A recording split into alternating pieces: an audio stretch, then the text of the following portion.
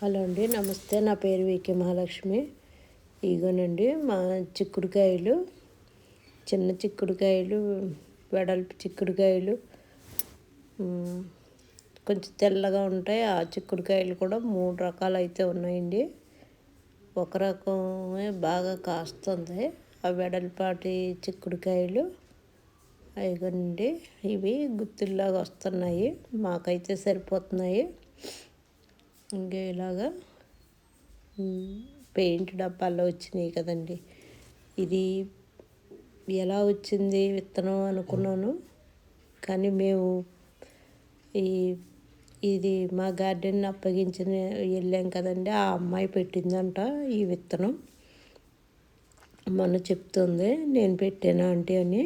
నేనైతే ఈ చిన్న చిక్కుడుకాయలు మా పాప వాళ్ళ ఇంటి దగ్గర నుంచి మొక్క చిక్కుడని తెచ్చి 2 గింజలు పాతానండి. అదొకటి వచ్చినట్టుంది. అవి కొంచెం కొంచెంగా వస్తున్నాయి. ఇవేనండి చిక్కుడుకాయలు. ఇలాగ ఆర్గానిక్గా పండించుకుని తినడం అంటే చాలా సంతోషం కదండి. ఇలా కోస్తుంటే చాలా హ్యాపీ. ఇవిగోనండి ఇలాగా పెయింట్ డబ్బాలో ఒకటి వచ్చింది, ఒకటేమో టబ్లో ఒకటి పాదు ఉందండి. ఇదేమో పాలకూర. పాలకూర బాగానే వచ్చినాయి, కానీ ఎందుకని ఇవి ఎలకలో పందికొక్కులు అవి లాగి పారేస్తే ఏదో 4 మొక్కలు మిగిలినవి. అవండి ఇవాళ అయితే చుక్కకూర పెడుతున్నాము. చుక్కకూర కూడా వేసాం, కానీ అప్పుడు రాలేదు. చుక్కకూర పెడుతున్నానండి. ఇదిగోనండి పాలకూర కోసుకున్నది.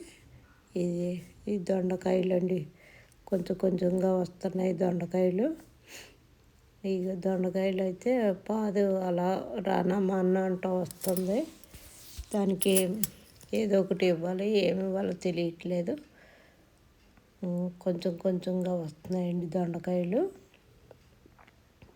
చాలా కాయలు కాసేది.